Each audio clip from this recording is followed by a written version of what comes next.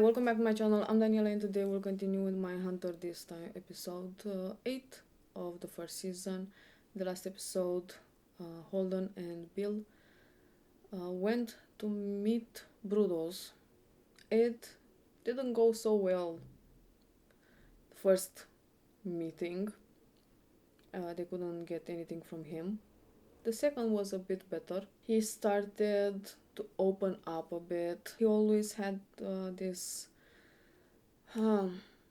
love for stilettos since he was a little kid. At 5 he found a pair in the junkyard.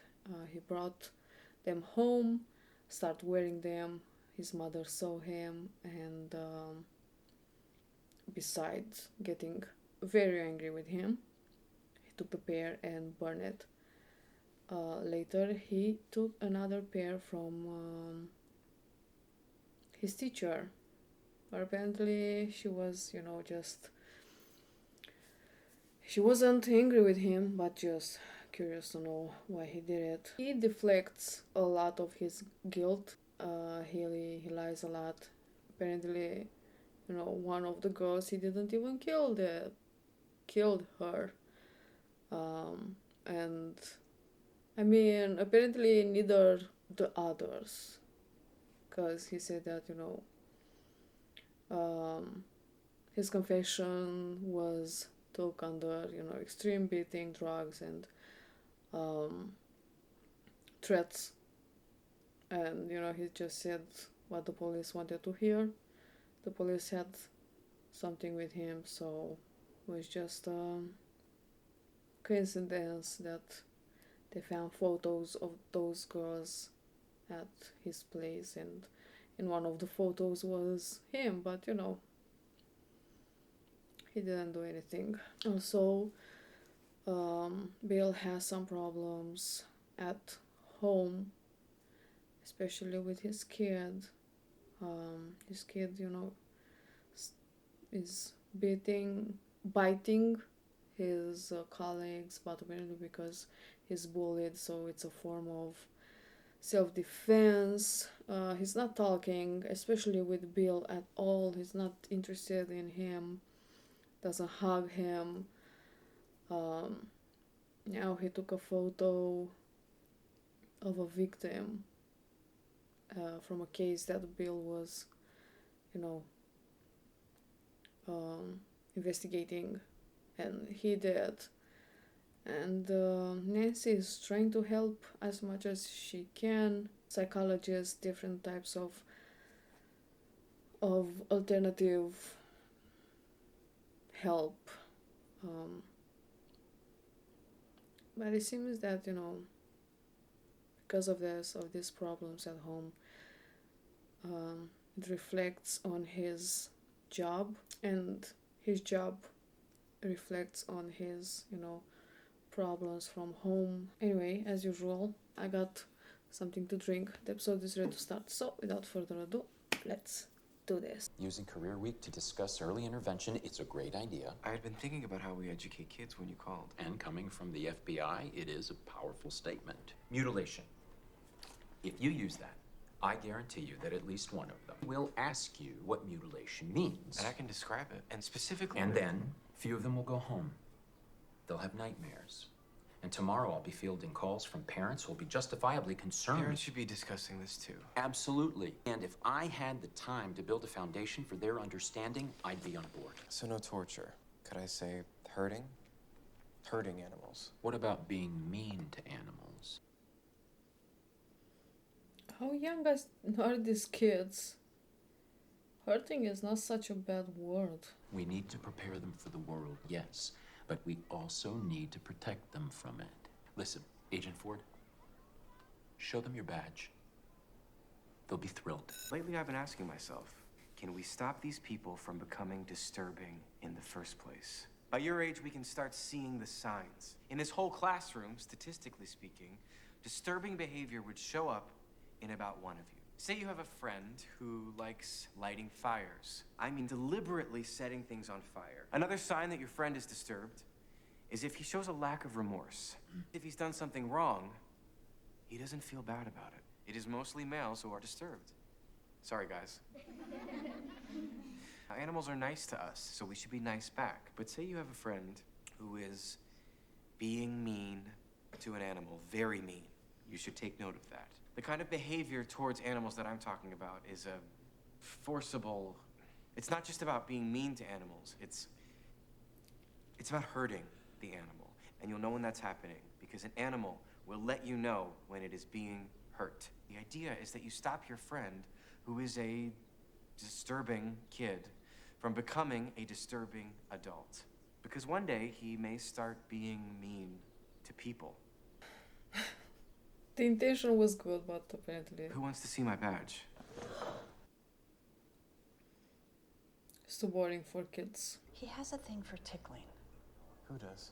Principal Wade, Roger, tickles the children. Where?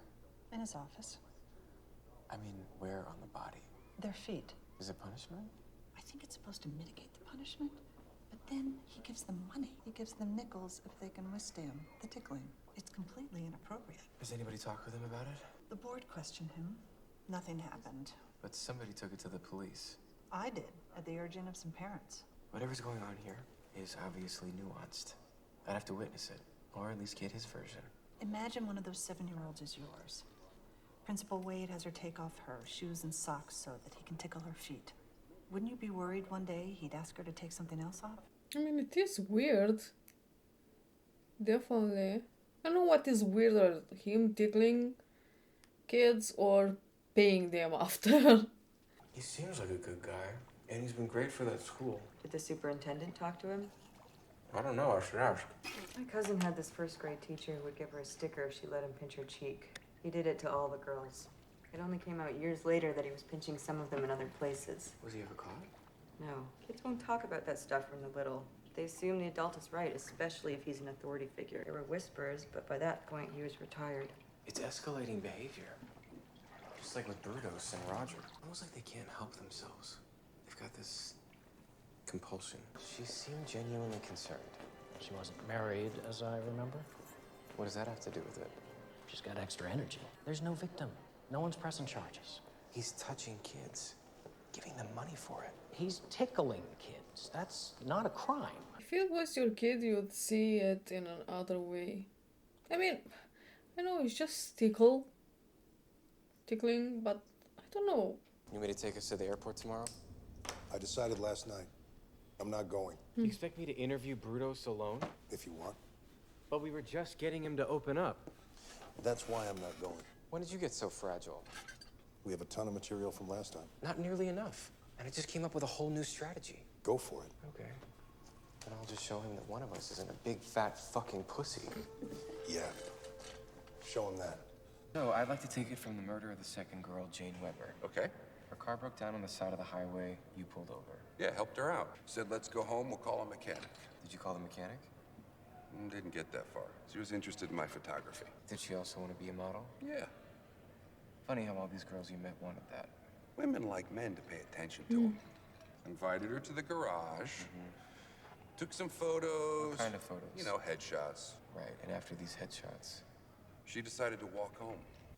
Right. and that's the last you saw of her. Last anyone saw of her, as far as I remember. Her body was found in Isn't the it Willamette weird? River tied to an auto transmission to weigh it down. The transmission was traced back to a car that you owned. Yeah, I know. It's a setup. Weird.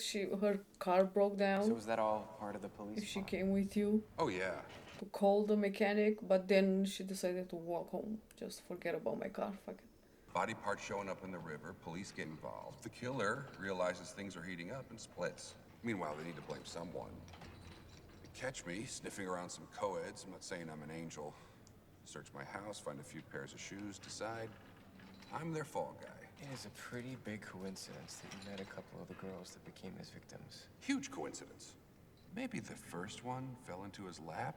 Maybe after that, he got a taste for it. Because there were no photos of the first girl, right? But the other three, it was like he was prepared. What do you think he fantasized about? Choking them, chopping them up, all that stuff they said I did. Well, you'd have to think about it pretty hard to go through with it.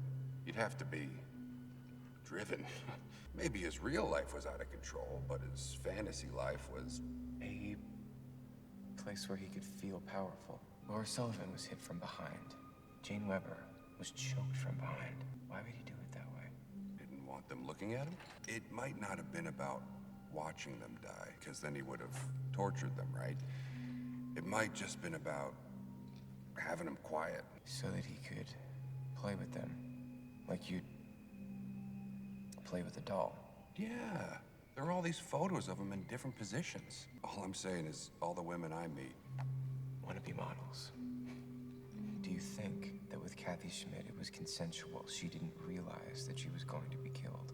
She may have been getting the feeling, you know. May have made it clear at a certain point that she needed to take the pictures if she wanted him to let her go. You think that the killer enjoyed that too? He might have thought that's what you get when you want people to look at you. That makes sense why everyone wanted to be a model. Of course, they want to penetrate on them. Must have been 9 or 10. There was a woman in a tunnel. I trapped her there. She was like this white shape in the darkness. I made her do things. Just remember her. Begging for mercy. Do you still have fantasies, Jerry? It was 9 or 10. No, I don't. Great stories, Jim. So nice to meet you. Thanks for coming all the way up from Atlanta. Word is out, y'all are onto something big in this basement. I couldn't wait to see for myself. I hope we lived up to the hype. We have to meet a few more people, but I think we can let you know very soon. Well, I'll say it one more time. I'd love to join the team. We'd love to have you. He's black. Nothing gets past you. He's our best candidate. I think we should hire him. Our list of potential subjects are 80–90% white and probably racist. Right. Just let me know.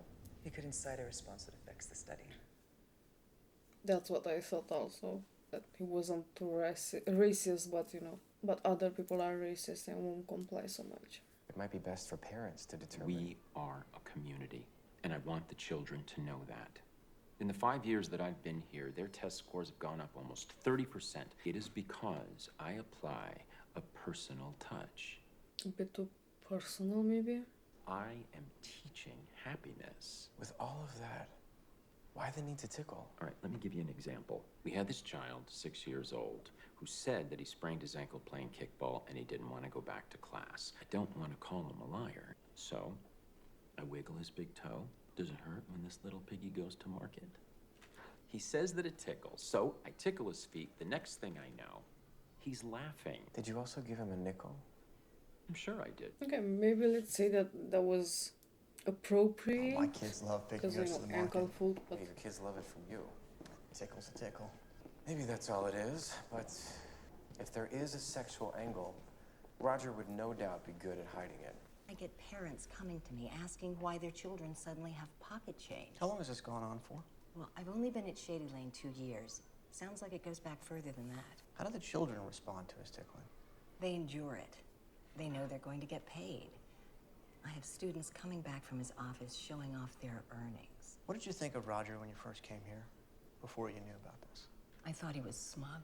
Teachers are supposed to be cheerleaders. And I've always been uncomfortable with how he handles the children. What do you mean? He's always fussing over them. Fussing? It's always touchy-touchy and cutesy-cutesy.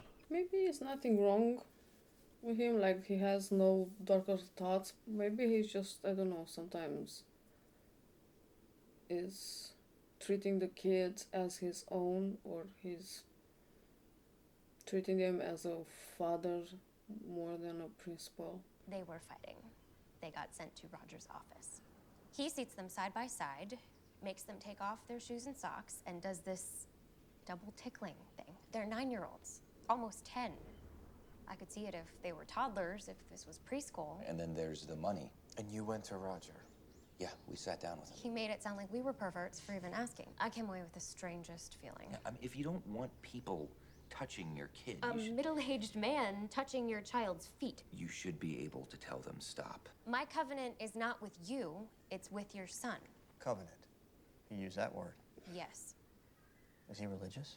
I don't know. After speaking with several parents and teachers, we're advising you to stop touching the children. Trivial activity. Simply stopping will satisfy everyone. It is not trivial. And don't make me sound like some stranger in a raincoat. We're here at the request of the superintendent. Really? I have been a principal for 15 years. There hasn't been a shadow on my record until now. How dare you accuse me of being inappropriate with my own students? We're not accusing you. Some people are uncomfortable. You are deviant, torture, mutilation. That is your world, and it has made you paranoid. Mr. Wade, I am telling you this for your own good. We all have to choose between trust and fear.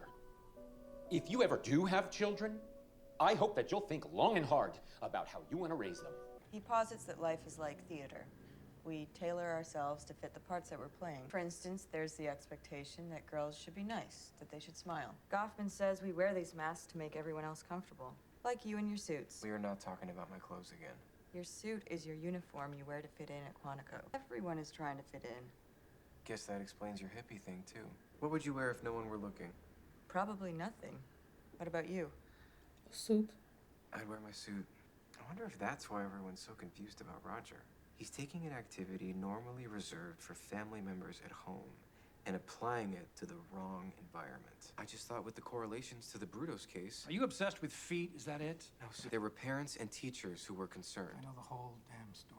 Some of the things we're discovering in the interviews could apply to real-life situations. The Bureau does not do that. We do not get involved until a crime is committed and has risen to the level of our radar. I spent a single day on Roger Wade. I was worried about children. I had to follow my intuition. Your what? My intuition is what started this. I wanted to interview Kemper. Without me, there would be no study, no funding. So now you know everything, is that it? Who are you, the fucking thought police? Your behavior reflects on us. You cannot use this study as justification to launch personal campaigns. Is that what you think I'm doing? I really don't know. It's an incorrect application of the concepts that I'm trying to teach you. This has nothing to do with your concepts. She's right, Holden. What if some guy were tickling Brian's feet? Not just some guy, but a guy in power. The head of the school where he will be for years. I'd tell him to take his fucking hands off my kid. Just like I'm telling you to stop using him as an excuse for your unprofessional behavior. The school board will be meeting today to make their decision regarding Roger Wade. What kind of decision? Well, we're thinking about letting him go. We'd like to know if this would be in line with your recommendation. I really can't make a recommendation. What troubles me is I believe he's developed a compulsion that he's justifying as a choice. Do you believe it's possible he could do something inappropriate? Well, I can't say that his behavior wouldn't escalate to something more serious. Right. I see. Well, sounds like we should be erring on the side of caution. I understand. Okay. Listen, thanks for your time.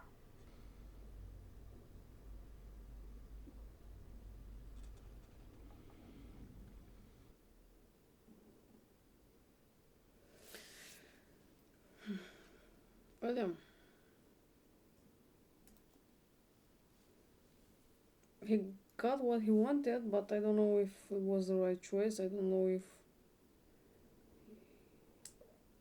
he's regretting his words now. Because apparently they are leaving the principal off based on his recommendation.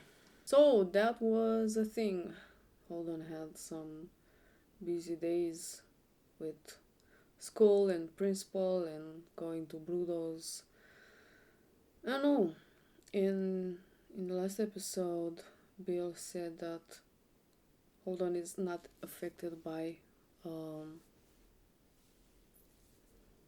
what they are doing, interviewing the serial killers, reading about them, all that stuff. I think in a way it affects him, but not the way Bill is affected. I think now he starts to see patterns of behavior, deviant behavior in everything. I'm not saying he was necessarily wrong with the principal. I mean, it is a bit weird. No, you are the principal. They are kids, not your kids, not related with them. Pretty big as well, like 10, sure 6, between 6 and 10.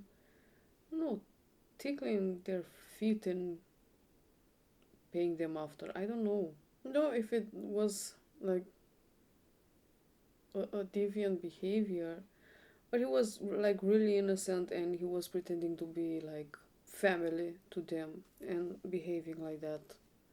And he it was like innocent, an innocent thing for him.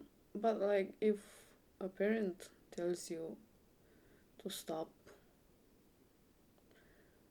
I think you should respect the parent.